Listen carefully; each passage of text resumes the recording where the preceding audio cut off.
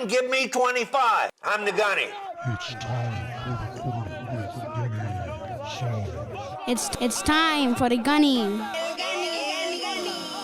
It's time. The quarter deck. Lights. Get online right now. You got 10, 9, 8, 7, 6, 5, 4, 3, 2, 1, 0. The quarter deck. It's time for the gunning. Hello, my bunch of knuckle-dragging, beer-drinking, hard-charging devil dogs. You're listening to the quarter deck. I am your host, Miguel, the Gunny Signs. Get off the bus! I do solemnly swear. That I will support and defend The Constitution of the United States. against all enemies, foreign and domestic.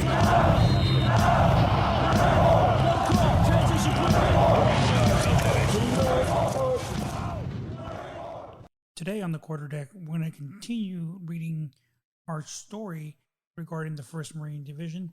No better friend, no worst enemy. When we left off last week, we were talking about how the 1st Marine Division had prepared and gotten ready to actually deploy into Kuwait to head to the mission that they were going to be having to do once they received the orders to actually get out there and do the mission. The commanding officer knew that it was going to be difficult once they got out there to allow the Marines to get familiarized with the kind of terrain and everything else that was out there. So we're going to go ahead and continue from where we left off last week, where they're talking about the terrain and how everything was actually going to come together. This difficult terrain posed a significant challenge to off-road maneuver and served to canalize the division's attack to the north. The identification of alternative cross-country mobility corridors became a major intelligence challenge. So you can only imagine how difficult that would have been. Little was known about the trafficability over the vast swaths of former marshland, and even less about the load-bearing capacities of the roads and bridges through the terrain.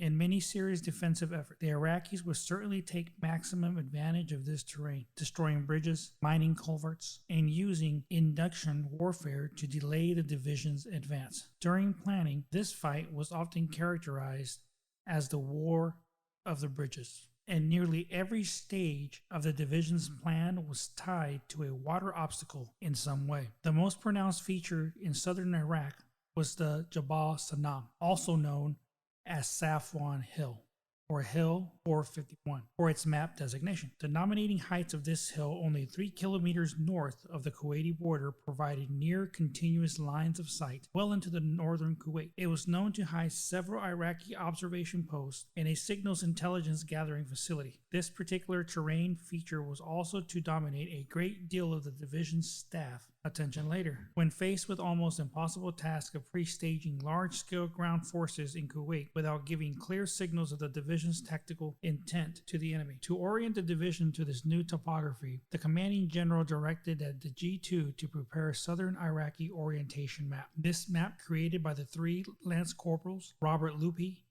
Aaron Len, Andrew Sippy, gave a common baseline to every member of the division, each of whom would memorize the route name, city names, maneuver, corridors, and water features of southern Iraq.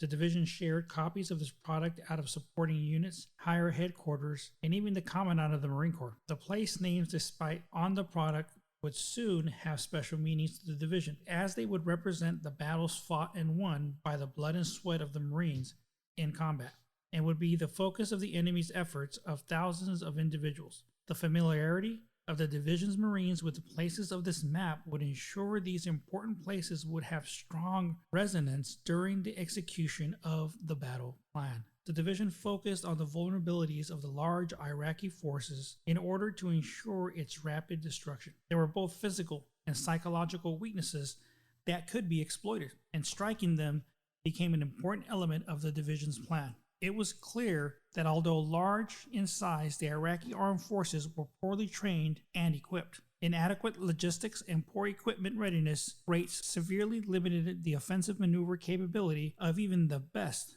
Iraqi units. This motivation and loyalty of the regular army, or the RA, units were depended heavily on orders from the centralized higher headquarters, a system that would quickly break down during a fast-paced maneuver conflict. The Iraqi regime had a reputation for punishing military commanders who took initiative without consultation. The regime viewed effectively commanders as a threat and often transferred, punished, or even executed them. This heavy-handed treatment of the commanders served to hamstring the maneuver capability of the Iraqi forces almost as much as physical equipment limitations. Although limited in maneuver, the Iraqis had a robust indirect fires capability, which included a massive number of artillery systems and multiple rocket launchers. If forward deployed, many of these systems could range into northern Kuwait, including the assembly areas of the division would soon occupy. The fires capability of the enemy had its own weaknesses. However, including an inability to acquire targets, rapidly adjust fires, or logistically resupply if deployed out of garrison. Even with these weaknesses, the division was careful not to lose respect for the lethality of the Iraqi weapon systems. If the Iraqis used the terrain carefully, they could mount an effective positional defense and draw division forces into pre-planned fire stacks and ambushes. The Iraqis could cause significant casualties and mount an effective operational delay by defending the series of these well-planned tactical positions. Strategically, the Iraqis could then use the delay to continue efforts through diplomacy, employ WMD or weapons of mass destruction, or revert to a terrorist campaign. The combination of untrafficable terrain and massed indirect fires might allow even a second-rate Iraqi army to have a strategic impact. The 1MEF Operational Planning Team, or OPT, then under Lieutenant General Michael Hagee's guidance, opted to bypass the positional defense of enemy units in the South 3 and 4 Corps and avoid urban areas to the degree possible. The MEF would choose to fight terrain rather than to play the strengths of the Iraqis. The division viewed this plan as an on-target and a shared appreciation developed among the MEF's major subordinate commands. With this appreciation, the division concentrated on the scheme of maneuver and forced the enemy to reposition his artillery, and did not allow him to adequate time to prepare artillery ambushes and fire sacks. The Division G2's well-presented factual display of the enemy's situation revealed the enemy's vulnerabilities, and the division would exploit them, and the enemy's strengths the division would avoid. At the 2002 Division Officers Ball, held annually to celebrate the Corps' birthday that year in Primm, Nevada, General Anthony Zinni was the guest of honor. In a discussion of the Iraq situation, he jokingly told the assembled commanders that he would disown them if they didn't handily destroy the enemy's army. These officers understood the Iraqi adversaries so well that they only smiled grimly back at the beloved leader. Victory was never in doubt. Should the president call for the 1st Marine Division, only the challenge of minimizing Marine casualties and the death of innocent Iraqi citizens gnawed at these men. The commanding general's guidance laid the groundwork for the preparations of the division. Everything we do is to be focused on the destruction of the Iraqi army. Everything. Anything that does not point us to that objective needs to be eliminated. This focus meant some immediate changes in the division's peacetime posture. The division recognized that a force on fighting the Iraqis would leave some peacetime administrators by the wayside, like a turning ship. The division's momentum shifted from its peacetime direction to a war footing. One of the first and most applauded actions was the suspension of the extraneous inspections, routine reports, and conferences. Focus meant a renewed emphasis on physical training as well. Every Marine and sailor attached to the division was ordered to conduct a minimum of 12 miles of personal physical training weekly and to participate in weekly NBC training. This main effort, however, was directed to the minds and the spirits of the Marines. The CG's intent was not to imagine the Marines of the division through every step of the process. The embarkation, planning, deployment, and the 5 days of combat would be second nature to the members of the division because they would have already walked the ground in their minds. For many of the Marines, this would be their first combat experience. The CG wanted these Marines confident, comfortable, and aggressive in the face of the enemy. Destruction of the Iraqi army began with the construction of the fierce and confident band of warriors in the 1st Marine Division. This construction was based on a strong foundation of 3 factors: the innate strength of the individuals drawn to serve in the Marine Corps, the Corps' strong traditional and advanced training methods, and the practical teams and previous divisions commanders, Major General James Conway, and turned over to the new CG. Building teams out of these hardened individuals, warriors, was its next order of business. The CG advised his commanders, "Look around you. These are the men you will take to war." He cautioned them to look carefully at their staffs and ensure the team they had assembled was the team they wanted to take to the fight. The CG's intent was to build a fraternity of warriors that would break down any unnecessary formality between the commanders and the staffs, and between officers and enlisted men of the division. Rank was respected, but all Marines were accorded the mutual respect due to professional arms about to enter in harm's way. A warrior took hold, with each member of the division valued for a contribution of his talents, rather than the rank of his collar. The CG had already inherited and assembled a strong team of officers in the Blue Diamond Staff. Brigadier General Select John Kelly, the assistant division commander, was no stranger to the division level operations, coming from his latest assignment as a G3 of 2nd Marine Division. The division's Sergeant Major Juan Duff was a rock of stability and a key of an enlisted advisor. The staff principals were also all high caliber individuals in their respective fields, but many of them were newly joined to the staff.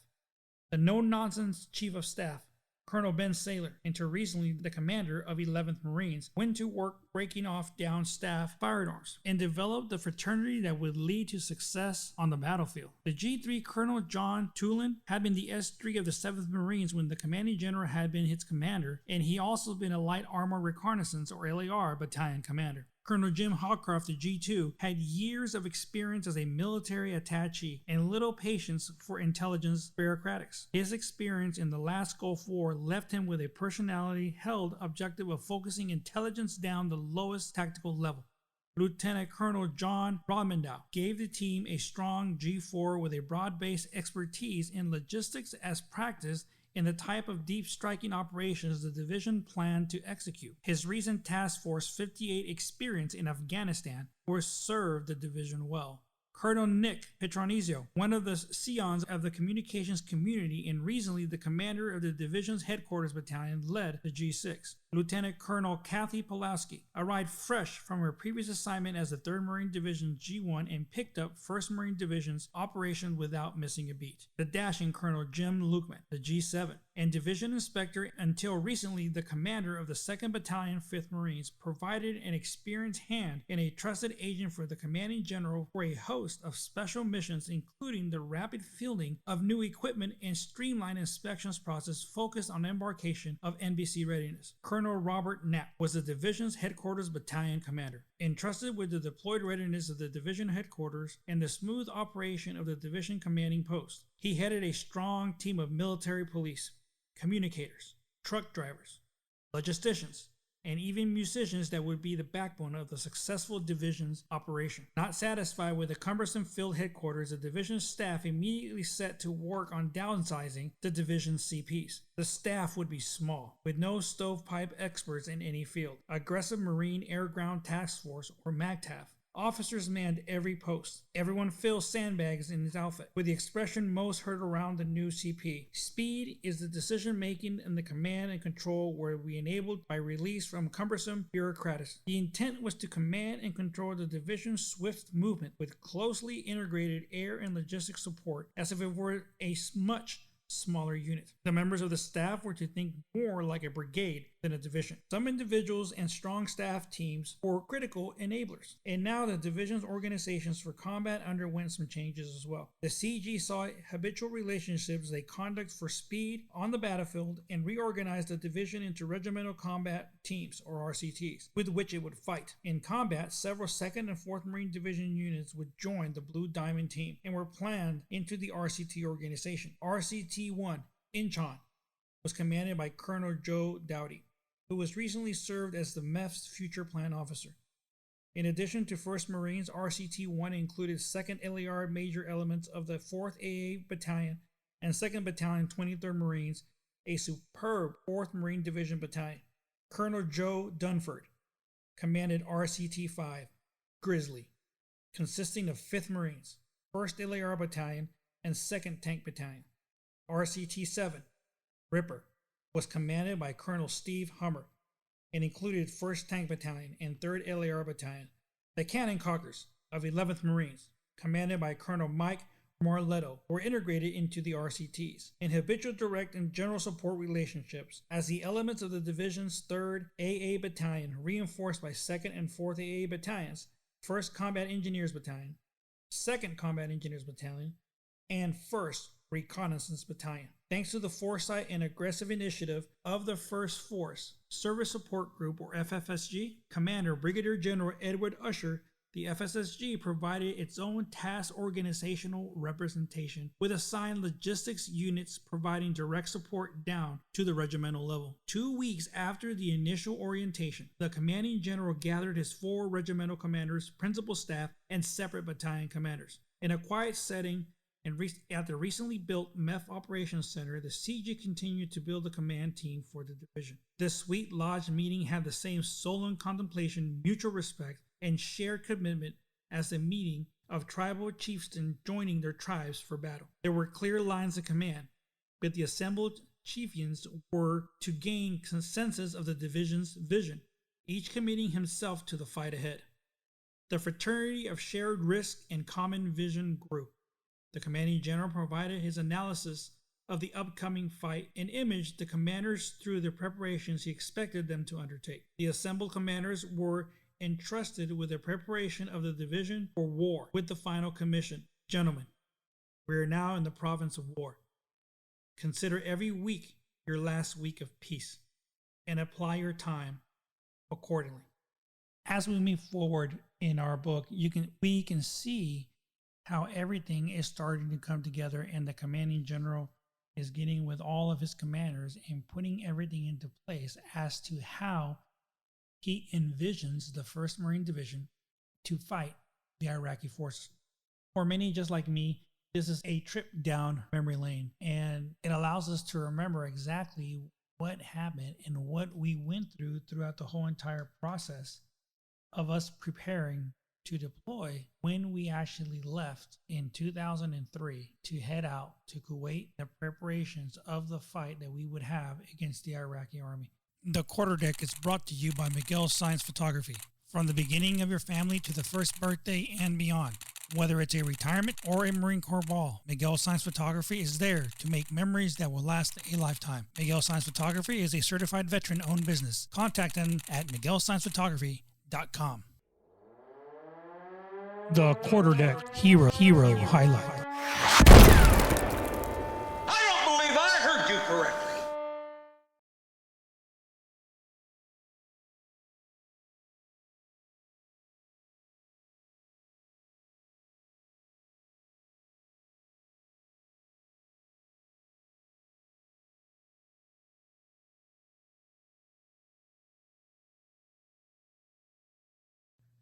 The President of the United States of America, in the name of Congress, takes pleasure in presenting the Medal of Honor to Corporal Dakota L. Meyer, United States Marine Corps, for conspicuous gallantry and intrepidity at the risk of his life above and beyond the call of duty while serving with Marines Embedded Training Team 28, Regional Corps Advisory Command 37 in Kannur Province, Afghanistan on September 8, 2009. Corporal Meyer maintained security at a patrol rally point while other members of his team moved on foot with 2 platoons of Afghan National Army and Border Police into the village of Ganghal for a pre-dawn meeting with village elders. Moving into the village, the patrol was ambushed by more than 50 enemy fighters firing rocket-propelled grenades, mortars, and machine guns from houses and fortified positions on the slopes above. Hearing over the radio that 4 U.S. team members were cut off, Corporal Myers seized the initiative. With a fellow Marine driving, Corporal Meyer took the exposed gunner's position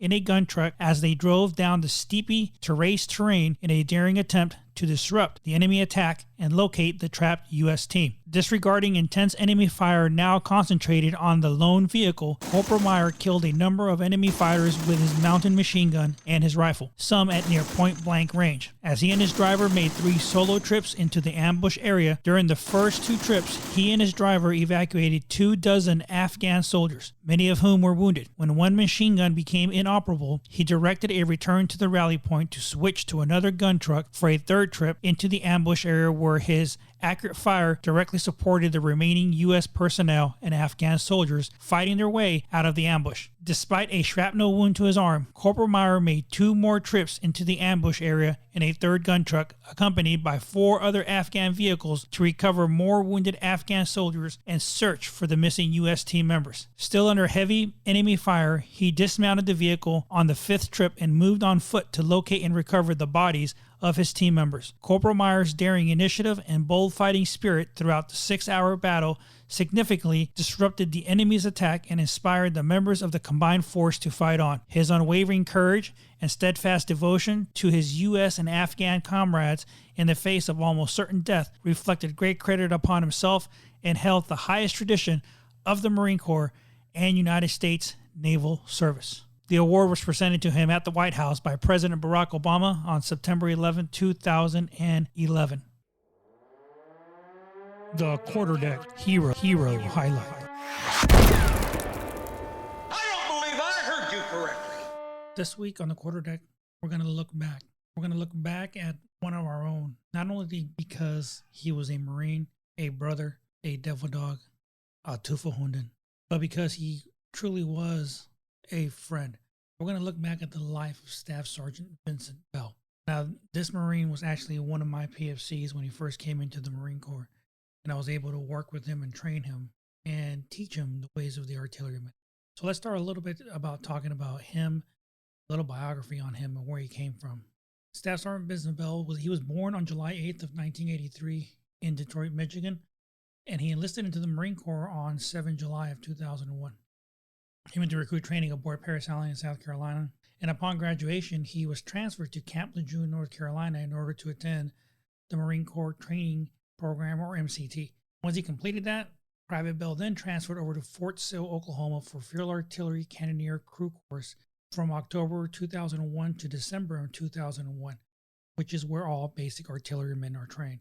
Upon its completion, Private Bell then reported to Sierra Battery, 5th Battalion, 11th Marines as a cannoneer in January of 2002.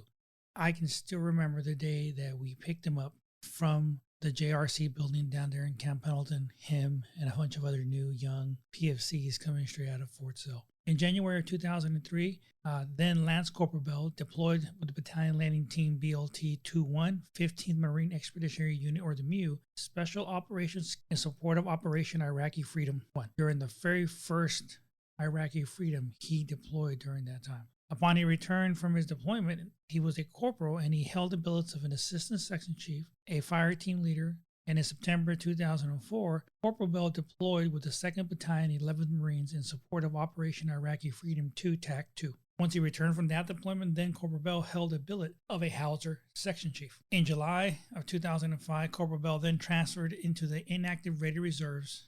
And then on March 3rd, 2006, Sergeant Bell transferred to active duty and was assigned to Sierra Battery, 5th Battalion, 11th Marines. In September of 2006, Sergeant Bell then deployed with BLT-24 to the 15th MEU again in support of Iraqi Freedom 5 TAC 7. Once he returned from that deployment, then Sergeant Bell underwent new equipment training for the M142 HIMARS launcher and served as a launcher chief. In July of 2008, Sergeant Bell again deployed with Sierra Battery, 5th Battalion, 11th Marines in support of Operation Iraqi Freedom Resolution.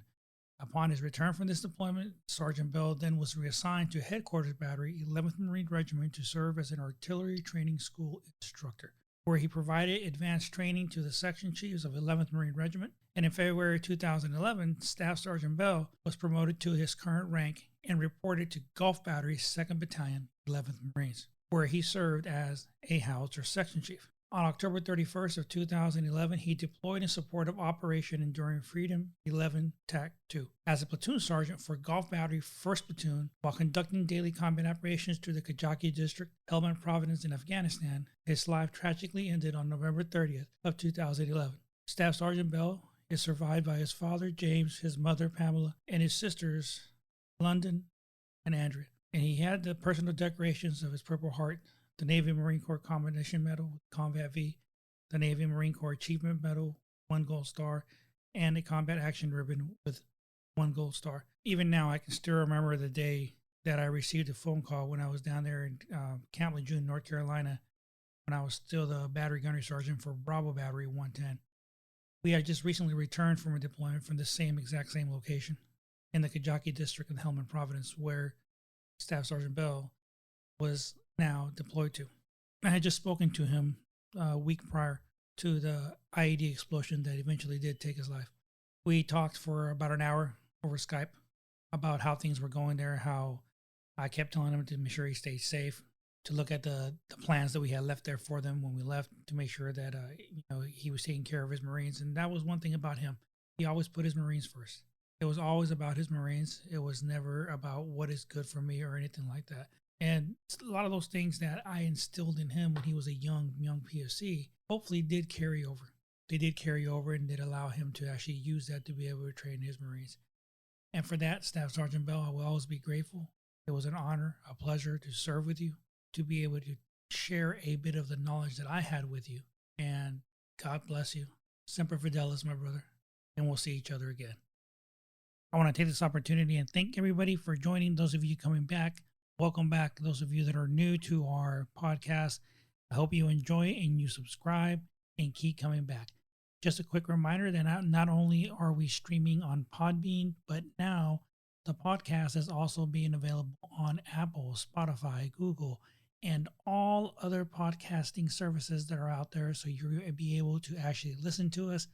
Join us next time as we continue to move forward in the reading of our book with the 1st Marine Division in Iraq of 2003, No Greater Friend, No Worst Enemy, as we start progressing to the division's preparation to actually deploy into Kuwait in the preparations to head into Iraq.